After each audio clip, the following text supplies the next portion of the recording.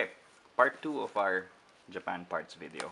If you're watching this, you probably saw already our failed unboxing video earlier that was out of focus.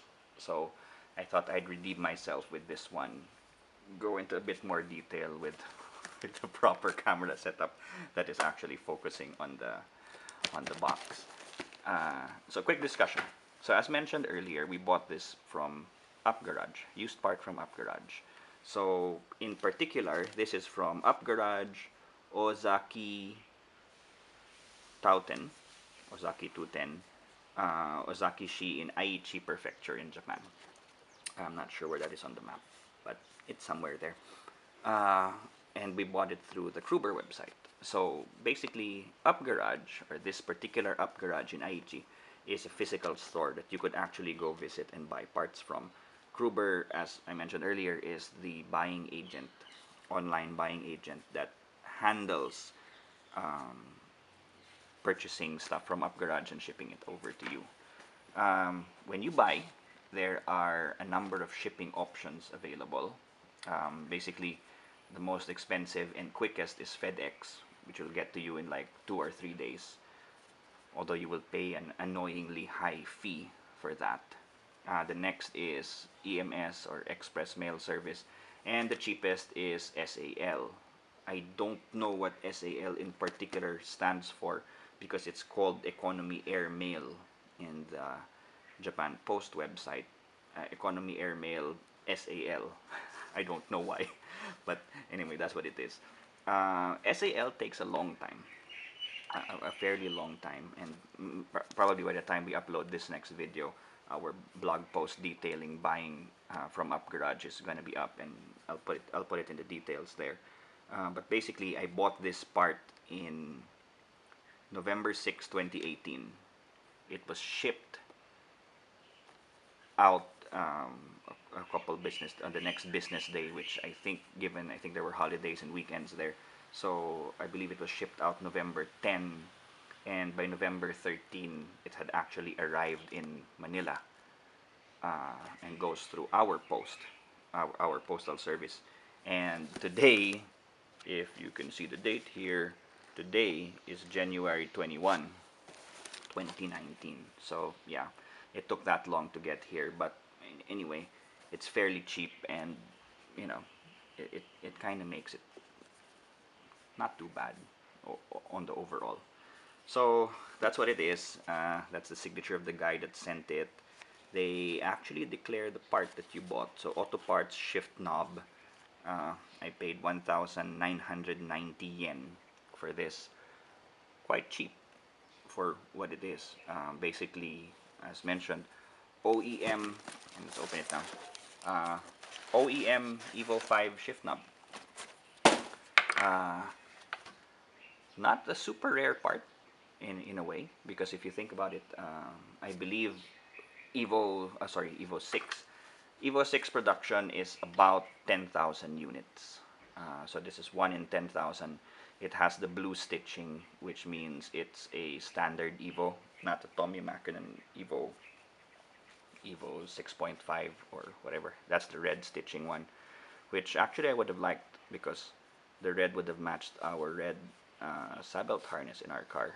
And I wanted to show this also because this is quite reflective of the quality of used parts that you can buy from Japan. And you know, as I mentioned, it's not a particularly super rare part, but it has been, it's like 20 years old.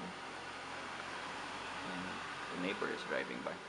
So it's 20 years old. So, you know, for a 20-year-old used part that's been kicked around and whatever, it's not bad.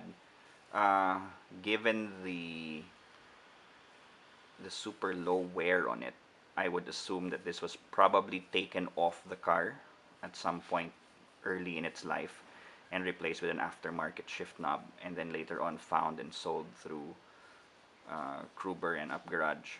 If you look at it closely from the bottom, you can see it's pretty much an OEM plastic knob that they covered with real leather with the blue stitching here. Uh, as mentioned, my initial plan when we bought this was to clean it up or show basically basic leather cleaning practices before you put it in, but it's actually so good that you almost don't have to do that. But we'll go through it real quick here just to show you guys. But that's it, really. Um, cool part. Um, didn't spend too much. I actually inquired locally. You could get a brand new replacement part for these cars. It's about 7,000 pesos.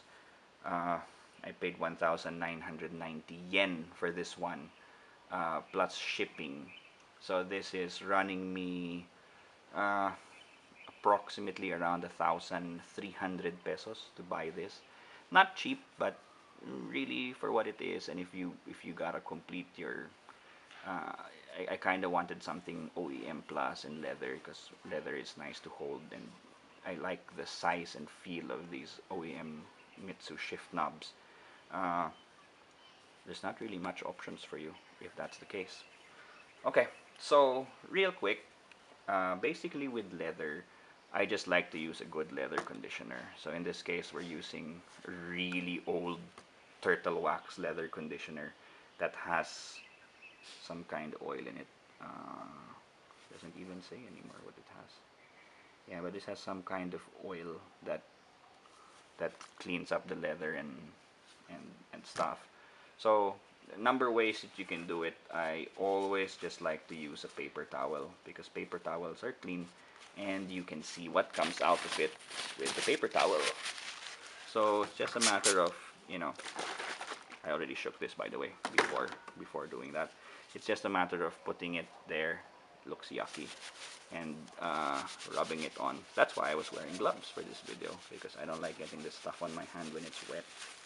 And as you can see, that's, online sellers and people selling used parts here in the Philippines, you gotta learn from Japan.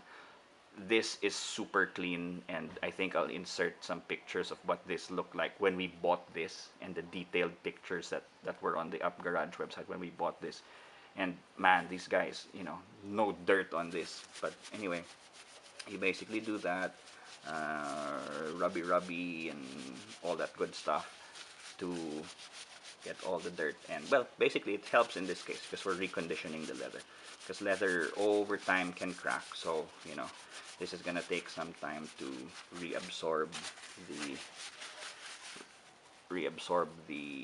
the oils and stuff to help preserve the leather. But yeah, there, good stuff. And then basically after you re-oiled it and rubbed it real good, so it absorbs, uh, like that, you take another paper towel and dry it up. Yeah, another paper towel, rip it up, get ripped, dried up, and pretty much there you go. Not too bad, right? Um, all prepped and cleaned, and now for the next exciting episode, we're gonna install it in our car.